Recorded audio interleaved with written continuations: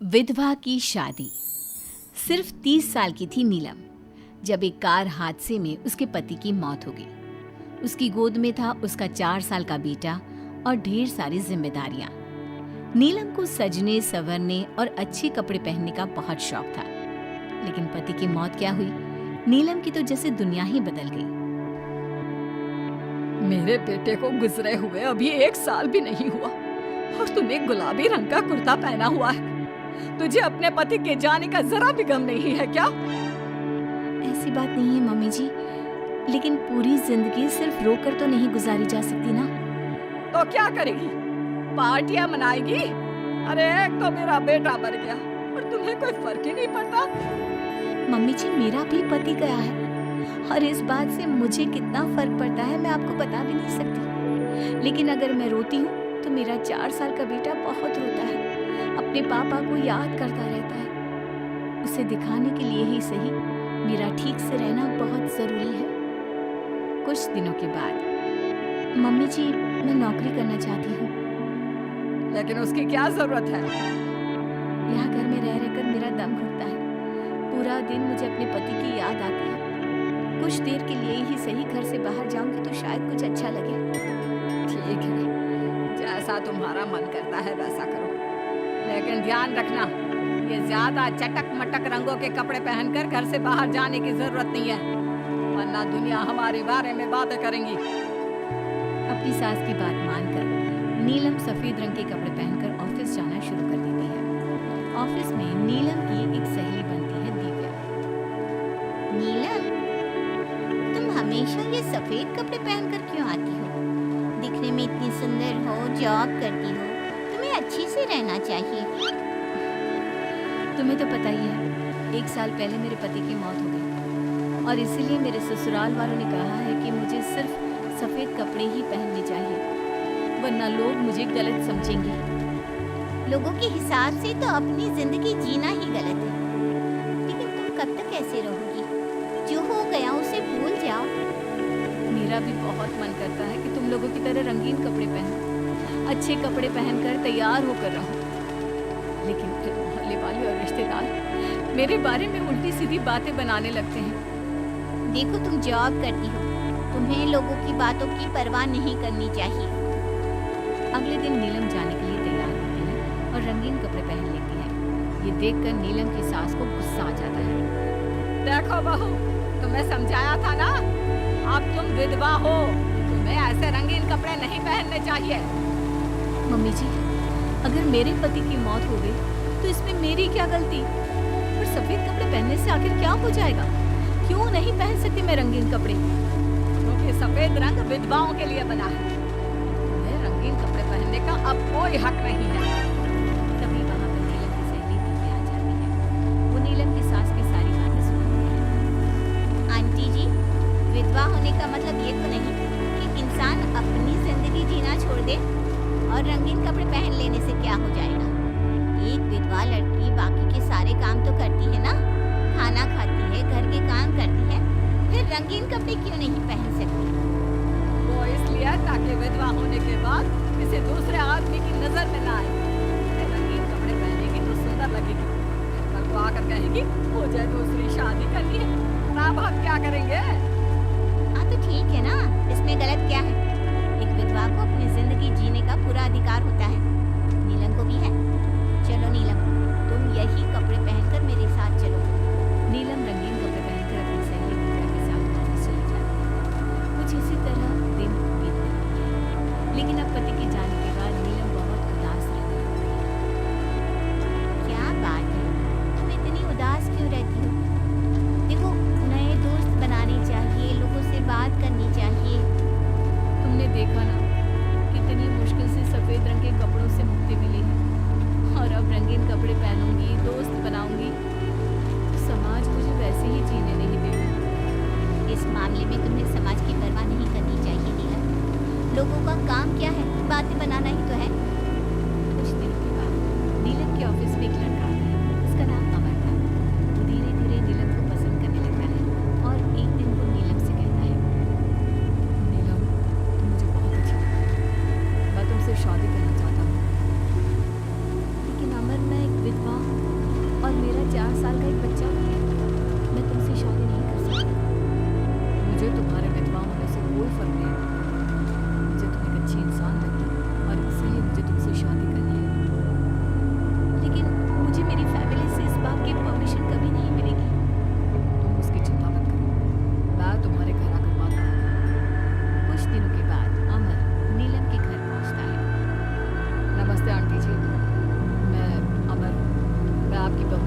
तुमसे शादी करना चाहता हूँ। मुझे तो पहले से पता था।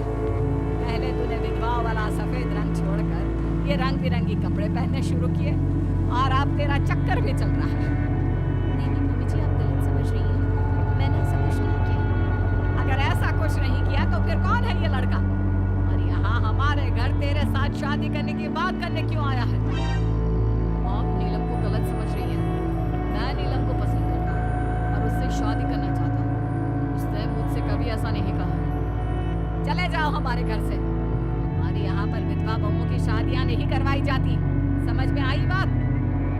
अमर वहाँ से चला जाता है और नीलम की सास उसे बहुत उल्टा सीधा सुनाती है।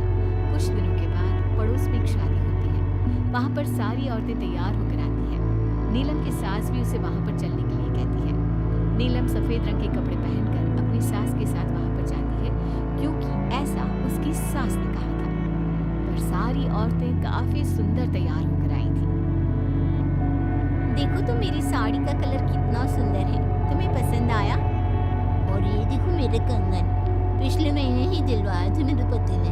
कितना अच्छा डिजाइन है ना? अरे तुम्हारी मेहंदी तो दिखाओ, रंग तो बहुत सुंदर आया है। लगता है तुम्हारा पति बहुत प्यार करता है तुमसे। और नहीं तो क्या। और वैसे भी ना मुझे मेहंदी का ये लाल रंग बहुत पसंद है। अरे जरा उधर तक देखो, ये नीलम वहाँ पर क्या कर रही है? हम सबके बीच में विधवा का क्या काम? अरे इसका यहाँ होना तो मनहूसियत है। इसकी सास को इतना भी नहीं पता कि इसे यहाँ नहीं लाना चाहिए था। ऐसे सफेद कपड़े पहनकर बैठी हुई है, दूर से पता चल रहा है कि उसका पति मर गया। नीलम की सास ये सारी बातें सुन लेती है और फिर अपनी बहू के उदास चेहरे की तरफ देखती है। नीलम की सास को इस बात का एहसास होता है कि उसने अपनी बहू के साथ अच्छा नहीं किया। घर आने के बाद नीलम, जरा मेरे पास आना बेटा। क्या हुआ मम्मी जी? मुझसे कोई गलती हुई है क्या? लो बेटा, बहुत सुंदर सुंदर और रंगीन साड़ियाँ हैं। ये सब तुम्हारे लिए है। और सुनो, वो जो लड़का उस दिन घर आया था ना, क्या नाम था उसका? अमर। उससे कहना कि वो मुझसे आकर मिले। अचानक क्या हुआ मम्मी जी? सब ठीक तो है ना? आप ये कपड़े मुझे क्यों दे रही हैं? और अमर से क्या काम है? बेटा, मेरे बेटे की मौत के बाद भी तुम मेरा इतना ख्याल रखती हो, नौकरी करती हो, पैसे कमाती हो। आज जब उस शादी में मैंने दूसरे लोगों की बातें सुनी, तब मुझे इस बात का एहसास हुआ कि विधवा होने के बाद भी तुम्हें जीने का अधिकार है। देखो बेटा, जो चला गया वो चला गया, लेकिन आज के बाद तुम रंगीन कपड़े पहनो, खुश होकर रहोगी। मैं खुद तुम्हारी शादी अमर के साथ करवाऊंगी। लेकिन मम्मी जी, आप ये सब क्यों कर रही हैं? मैं तो आपके कहने पर सफेद कपड़े पहनकर शादी में गई थी। वही तो बेटा, मुझे अच्छा नहीं लगा। और ऐसा तो किसी किताब में नहीं लिखा कि विधवा होने के बाद एक लड़की को सिर्फ सफेद कपड़े पहनने चाहिए। अगर तुम ससुराल में रहकर अपनी जिम्मेदारी उठा सकती हो, तो फिर अपनी जिंदगी में सारी खुशियों पर भी तुम्हारा अधिकार है। नाचने वाली से शादी। दिनेश एक बार अपने दोस्त अमर की शादी में उसके गांव गया। दिनेश और उसके दोस्त शादी में जमकर मजे कर रहे थे।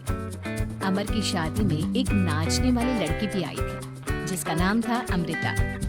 उसका नाच देखकर वो लड़की दिनेश को बहुत पसंद आ जाती है। जब वो लड़की शादी में डांस करके वहां से जाने लगती है, तो दिनेश उसके पास जाता है। देखो, तुम मुझे बहुत पसंद हो, तुम बहुत अच्छा डांस करते हो। जी शुक्रिया, डांस की बात तो सही है, लेकिन आप मुझे पसंद करते हैं ये बात समझ में नहीं आई। इसमें समझना कैसा? मैं तुमसे शादी करना चाहता हूँ। हाँ, आपको पता नहीं क्या, मैं नाचने वाली हूँ और हम जैसी लड़कियों से कोई शादी नहीं करता।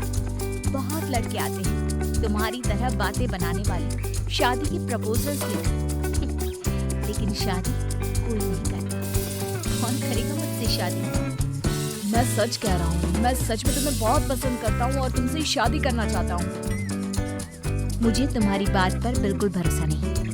अगर तुम सच में मुझसे शादी करना चाहते हो तो अपने माँ बाप को साथ में लेकर आना। मैं तुम्हें यहीं इसी गांव में मिलूंगी, ये मेरा पता है। शादी होने के बाद दिनेश अपने घर लौट आता है। अपनी माँ के पास जाकर कहता है, माँ, मैं अमृता नाम की एक लड़की को बहुत पसंद करता हूँ, उससे शादी करना चाहता हूँ। अरे बेटा, लेकिन ये अमृता है कौन? किसकी बेटी है? कैसा घर बार है, कुछ बताओ भी। बस सीधे आकर शादी की बात कर रहे हो। वो क्या है ना, वो लड़की एक नाचने वाली लड़की है। मेरे दोस्त अमर की शादी में मैंने उसे नाचते हुए देखा था। क्या? नाचने वाली लड़की? नहीं नहीं नहीं, नाचने वाली लड़की को हम अपने घर की बहू नहीं बना सकते। लेकिन माँ, मैंने उससे वादा किया है, मैं उसी से शादी करूंगा। वादा करने से पहले अपने माँ बाप से पूछना जरूरी नहीं समझा? किसी भी नाचने वाली को ऐसे शादी का वादा करके चले आए। पापा, एक बार आप उससे मिल तो लीजिए, क्या पता आपको भी वो पसंद आ जाए। दिनेश के माँ और पापा दिनेश और अमृता की शादी के लिए तैयार नहीं होते। एक दिन दिनेश के मम्मी पापा अपने गांव से बाहर कहीं जा रहे होते हैं। तभी अचानक से एक गाड़ी वाला दिनेश के पापा के स्कूटर को टक्कर मारकर चला जाता है। दिनेश के मम्मी और पापा दोनों सड़क पर घायल होकर गिर जाते हैं। तभी वहाँ अमृता आती है। अरे अंकल आंटी, आपको तो बहुत चोट लगी है, चलिए मैं आपको हॉस्पिटल लेकर जाती हूँ। अमृता दिनेश के मम्मी और पापा को हॉस्पिटल में एडमिट करवा देती है और उनका ख्याल रखती है। जब दिनेश हॉस्पिटल पहुंचता है, अमृता, तुम यहाँ क्या कर रही हो? तो क्या ये तुम्हारे मम्मी पापा हैं? वहाँ सड़क पर उनका एक्सीडेंट हो गया था, इसलिए मैं यहाँ हॉस्पिटल में लेकर आ गई। क्या ये वही लड़की है बेटा जो तुम्हें पसंद थी? हाँ माँ, यही तो है अमृता, जिसके बारे में मैंने आपसे बात की थी। हमारी सोच गलत थी। ये लड़की तो बहुत अच्छी है और हम तुम्हारी इससे शादी करवाने के लिए अब बिल्कुल तैयार हैं। इसके बाद दिनेश और अमृता की शादी हो जाती है। अमृता एक नाचने वाली थी और इसलिए वो किसी भी तरह की आवाज पर नाचना शुरू कर देती। एक दिन जब वो किचन में खाना बनाते वक्त झूम झूम कर नाच रही थी। अरे बहू, तुम यहाँ किचन में खड़ी होकर डांस क्यों कर रही हो? यहाँ कौन सा गाना बज रहा है? मम्मी जी, वो कुकर की सीटी का म्यूजिक है ना, बस उसी पे डांस कर रही थी। आप भी सुनिए ना, कितना अच्छा म्यूजिक है। अरे अब कुकर की सीटी पर कौन डांस करता है?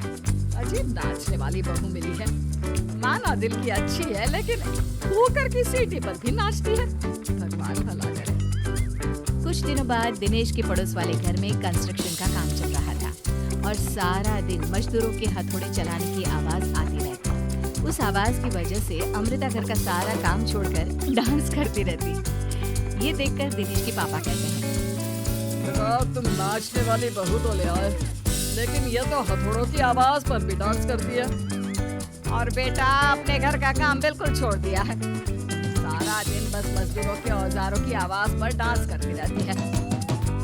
कल मैंने एक गिलास पानी मांगा था तो मुझसे कहती है, पापा बाद में देती हूँ, अभी तो डांस कर रही हूँ मैं, डिस्टर्ब मत करो। माँ पापा, आपकी बात सही है। अमृता के ऊपर तो डांस करने का नशा कुछ ज्यादा ही सवाल है। पुराने काम का भूत इसके सिर में फिर से चढ़ गया है। अरे लेकिन बेटा हम क्या करें? अब ये पूरा दिन इसी तरह नाचती रहेगी तो कुछ अजीब नहीं लगेगा? एक दिन दिनेश और उसका परिवार जंगल में पिकनिक मनाने जाने का प्लान करता है। दिनेश, उसकी पत्नी अमृता और माँ बाप चारों मिलकर जंगल में पिकनिक मनाने पहुंच जाते हैं। लेकिन तभी वहाँ पर जंगल के लोग उन्हें घेर लेते हैं। अरे क्या मुसीबत है ये? कौन है ये लोग? तो हमें जिंदा जलाकर खा जाएंगे। अब हमें कौन बचाएगा? सही कहते हो, ये लोग जंगली लोग हैं, ये हमें जिंदा नहीं छोड़ने वाले। अरे डरने से बेहतर होगा कि हम अपने आप को बचाने का कोई उपाय सोचें। तुम्हारा क्या है? तुम तो नाचने लग जाओगी। तुम्हारा दिमाग भी काम करता है और तुम्हारे तो पैर भी काम करते हैं। ये लड़ने का वक्त नहीं है, हमें कुछ सोचना पड़ेगा। अब सोचने से कुछ नहीं होने वाला। ये जंगल के लोग हमें पका कर खा जाएंगे। वो जंगली लोग दिनेश और उसके परिवार के हाथ पैर बांधकर उन्हें मारने की तैयारी कर रहे थे। लेकिन उससे पहले वो आग जलाकर जोर शोर से नाच रहे थे। उन्हें नाचता देखकर अमृता के अंदर की नर्तकी भी बाहर आ जाती है और वो पेड़ से बंधे बंधे जोर जोर से अपने